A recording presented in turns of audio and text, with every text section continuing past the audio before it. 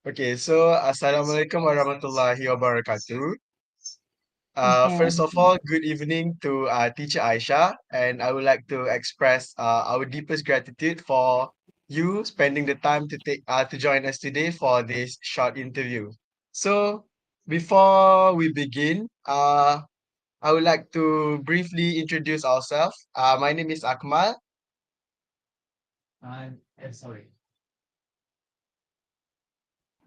And my name is Adam Ikhwan bin Muhammad Tahi.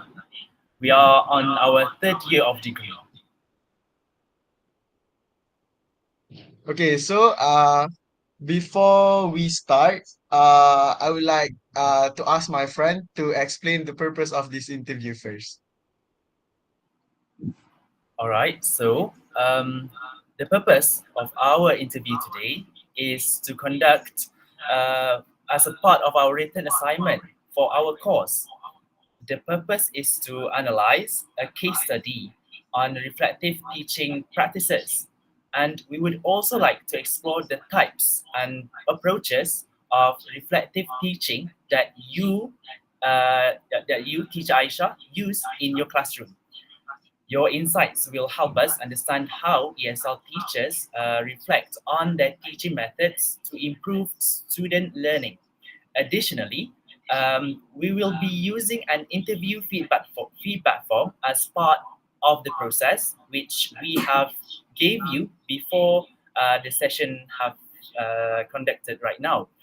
Your responses will support our analysis for this task. Okay, thank you, Adam. So, before we jump into our main discussion, could you please tell us about a bit about your educational background? What school, where are you teaching right now? And also, how many classes are you teaching? All right. Assalamualaikum. My name is Aisha.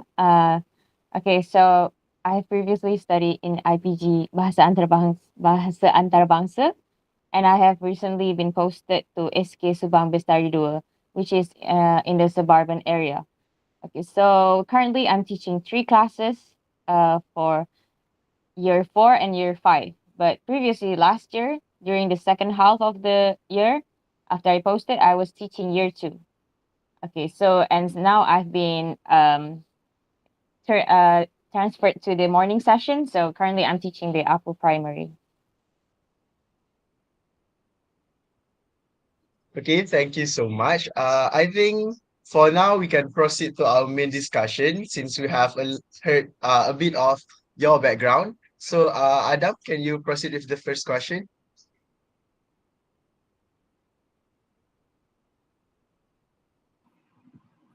All right. So the first questions is um,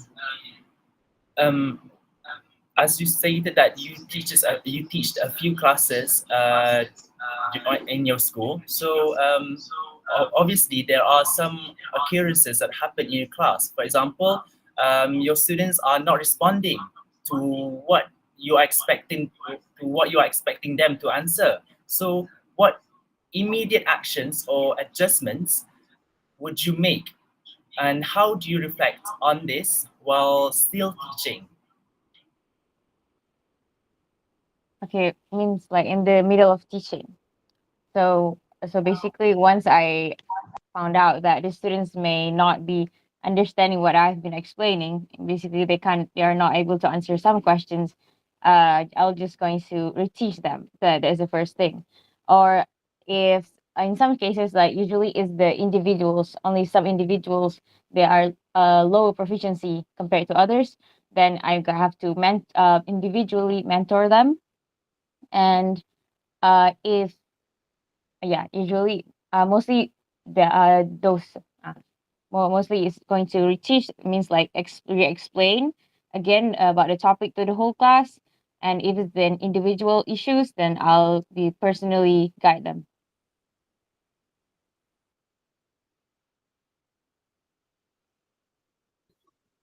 Okay, so thank you for your answer. Now, I think I can proceed with the second question. So, okay, so in every class we know that we need a learning objective, right? So how would you reflect on your learning objective when after class you realize that, oh, maybe I did not meet my learning objective, or maybe not for all students, but maybe for some students. So how would you reflect that experience and you're trying to change that in your next lesson so that it won't occur again?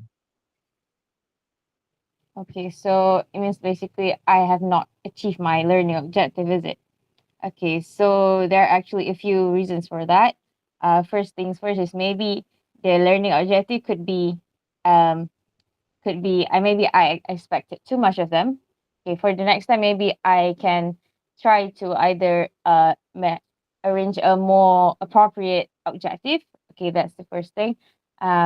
Secondly, maybe yes, maybe the way that I was teaching is something to be reflected on. Okay, so maybe there are times that the students may get too bored for the lesson, especially during the fasting months. They could be tired and all. So I have to include more activities that involve movements or uh, exercises that make them exercises for a bit. And okay, what was the question again?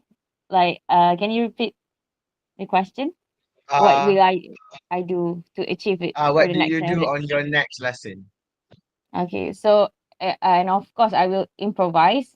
For example, when I'm teaching 2 year 4 classes, but I'll be teaching the 4H is more advanced, so I'm going faster on them on the same topics. So for the 4E, I haven't teach the same topic yet. But when I notice that there are things that I can improve, for example, for the topic email for 4H, since I have taught them first, so I will improve the lesson for the email writing for that, then even for the 4E, like that. So there are things that I will omit, and there are things that I will add. Compared to the previous lesson that I've taught 4H.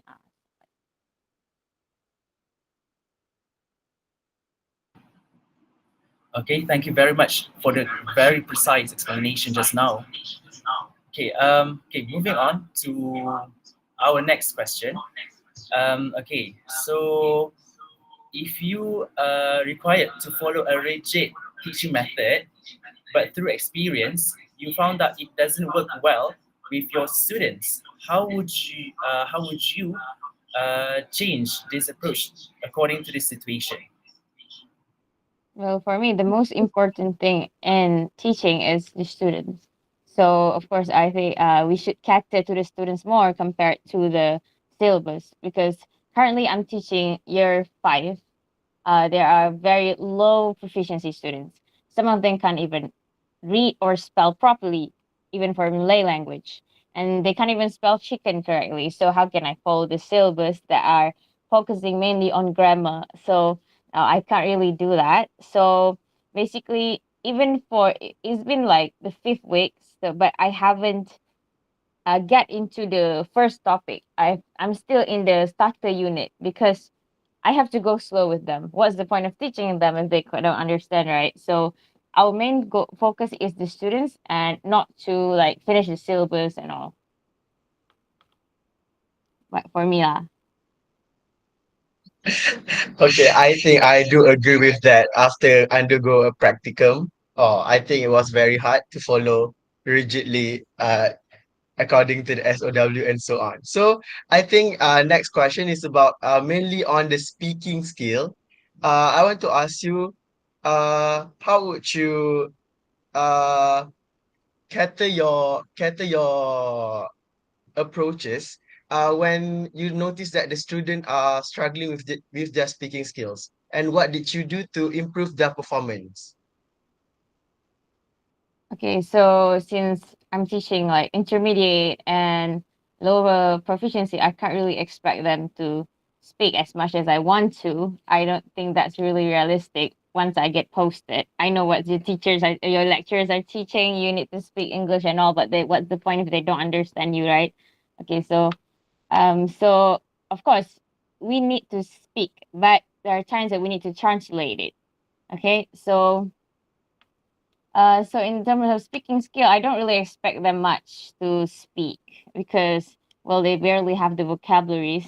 And then, so I just mostly assist them with the basics, like going to the toilet if they want to go to the toilet, and then like greetings. And in the textbook, they actually provide a lot of phrases according to the topics. There are phrases that you use. For example, the topics, where are you from? It's mostly talking about the country. So there are a few phrases introduced in the topics. For example, where are you from? I'm from, and then what he's doing, what they're doing, things like that. Okay, so basically, I'll be focusing on that phrases. Okay, during the activity, I'll be writing the phrases in front, and then I explain to them how it's used. And then there are going to be activities for them to use it with their friends. Usually, I'll do it a few times. For example, okay, find a pair. Okay, and then the first pair, you ask them where are you from, and then I'm from however like that, and then I blow the whistle, and then change partner. So I'll be changing a few times, 3 to 4 times, so at least they will get familiar with the phrases that I'm trying to introduce. So if usually during in the textbook, it's going to be a bit repetitive. So along the topic, they are going to be repeating the phrases, and by the end of the topic, they are already familiar with the lesson. So I don't get my hope high for them to speak English and all, but I try to make them at least get familiar with the phrases introduced in the textbook lah. Yes, I actually really do agree with you because during my past experience, during my practicum phase one, I also faced the same challenge as you because I had to teach year three and also year four. But mainly for my year three pupils, they are in low proficiency level. So whenever I speak in simple words, they can't seem even to catch what I am trying to say. For example, when I first entered the class to introduce myself, I how do you say, I had a sentence starters at front of the class. For example, if I wanted to introduce myself, my name is Adam Ikhwan. Okay, so I explain one by one. My name is. It means nama saya, but then I can't direct translate it to bahasa Melayu because it is not what we are being taught, right, in IPG. So then it was quite challenging for me to how do you say, to get through Get there. them to understand. Yeah, Yeah, yeah, I understand that. yeah. I know we've been brainwashed to speak English to the students, right? But yeah, but my lecturer also told me that if the Malay can help them, then go lah, use it lah, etc. lah. But I yeah, do agree with of that. course we need to use English because my another lecturer also said diorang they are not exposed with English at home ke whatever. Our lesson je they are exposed to the English. I understand. That's another point of view lah. Alright, that. But still, we need to be balanced lah between the two extremes. To translate here and there. There's no harm in that because yeah, if you explain it in a long sentences, they will just tepinga-pinga. So what's the point, right? Okay, so the question is right now. Um, so wait. For example, if you are doing a normal approach in your classroom, for example, you are giving warnings to the pupils who are not listening to you, but it isn't working anymore.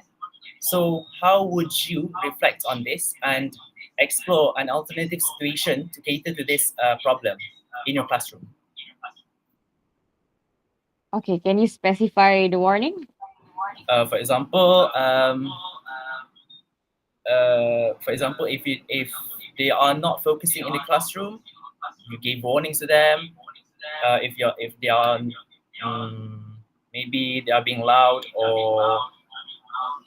or disrupting their friends in the classroom. Okay. All right. right, that is something that I face a lot, which is very common, especially in the lower primary.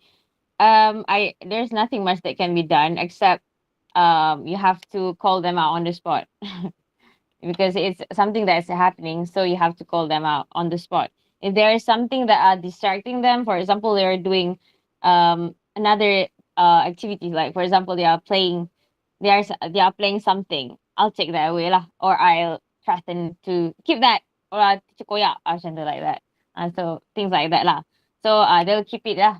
So that's usually the thing lah. So you have to be tegas lah in that sense. Yes, tegas. Kalau if they are doing something else, you have to make sure you are removing the things that is distracting them. That's one thing. And another thing is, yeah, basically classroom management is something that is really continuous. You have to set the pace from the start. You have to make sure you set your rules. Okay, as for me, we can't really dender the student, is it? So what I do is if they do not finish, I'll check their homeworks, make sure they finish their homeworks. I check their homework. So those who are not yet finished, they need to stand up until they finish it.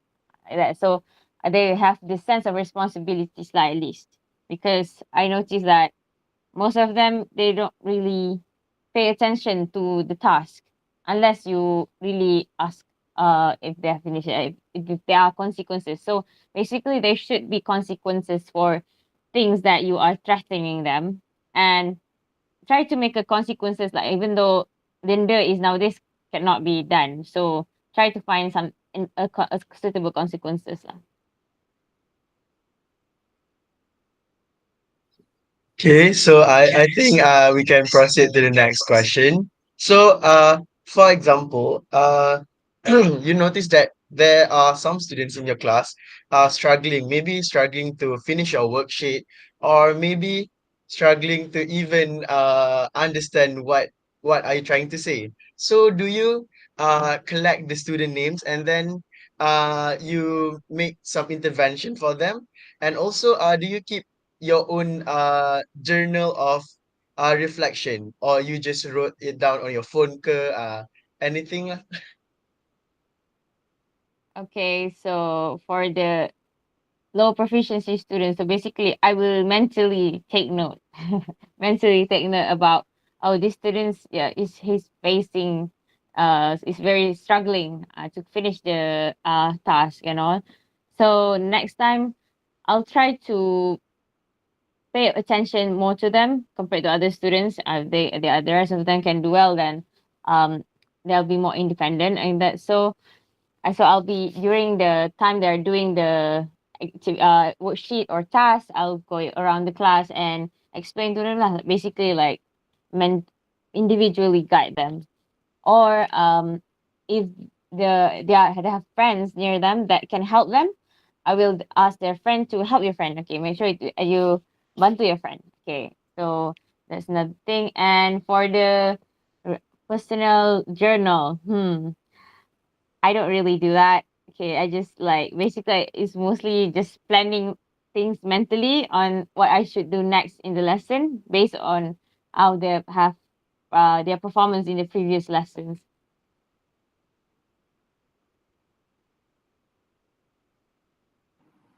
Okay, thank you, Teacher Aisha, for the insights.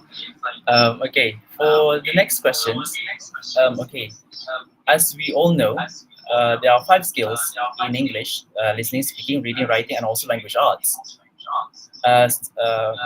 For instance, we are talking about storytelling. Storytelling falls under language arts. So imagine you introduce a new storytelling technique in your class. How would you evaluate whether this strategy is effective, or does it need a room for improvement? Okay, so basically it's going to be based on the assessment, or in terms of, I will observe their reaction lah. Basically, that's the most quickest way to assess their reaction. So if they feel bored, then yeah, I need to do something about it. Maybe add a little more of props or videos and all, like, add more elements to it. Another thing is they of course if they are able to do the task that I'm assigning to, that's basically that. For well, I haven't teach them storytelling much yet. Yes, but I think that's it mostly. I think you have shared a lot of insights. So I think to wrap up this interview for today, uh, can you give your own advice as a teacher now? So what can you give a piece of advice to us as the future teachers? Maybe not so long. We will be teachers in 1 year. And we will So be having our practicum phase 2 next year, so it's not that long.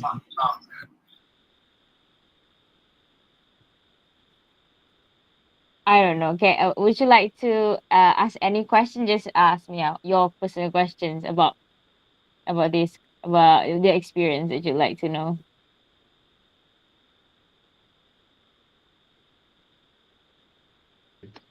okay, since IPG student would normally really struggle during practicum. So does normal day school is like practicum or practicum is just a phase and It's a after this you will phase. be It's switched. a It's just a phase. phase. It's a phase. I was a Renta student as well, but it's a phase. But yeah, it's good for you to keep the semangat going. But in reality, you don't have much time for that unless you are that motivated. Which is good lah if you are motivated. For practicum students, how many classes you have? About 12. How many periods? Only 10, 12.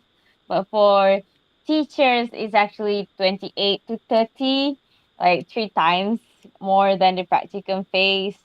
Yeah. And plus other workloads and all. But yeah, actually, if you wanted to, you would uh plan extra lessons or extra materials. You would actually. I still see teachers like senior teachers that still do that. That still design their own worksheet. They're not. It's not from online. They edit it on not even Canva or anything. It's on Paint, Windows Paint. Windows Paint too. Yeah, it's a Chinese teacher. So, yeah, very dedicated. Yang paint, yeah, not even on Canva, yeah. Like, if you have the dedication, then go for it lah. I'm not dedicated enough, but please do so. But my school have TV. Each class have TV. That's memang a great addition. A smart TV. So I just have to turn on the YouTube and Google a lot, or maybe just type in what I want to. So that actually helps a lot. So undeniably, technology memang helps a lot to improve the learning experience. If you have videos, if you have materials, use it lah.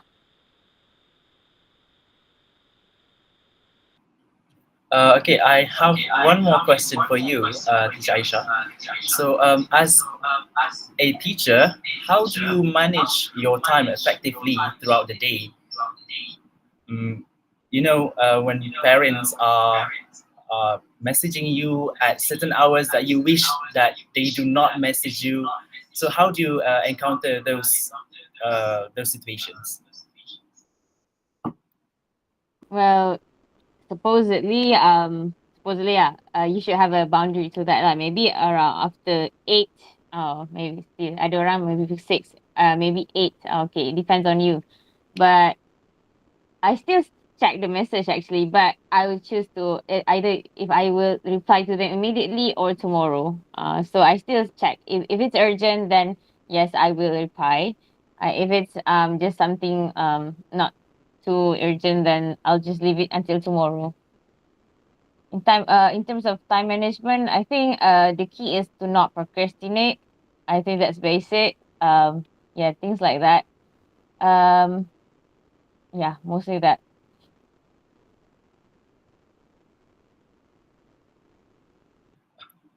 Okay, thank you for your valuable insights, Teacher Aisha. I think that is the end of our interview session for today. And I bet my friend Akmal also have gained a lot of valuable sharing sessions, positive sharings from you. So can we have a photograph session? All right. Okay, kau tangkap.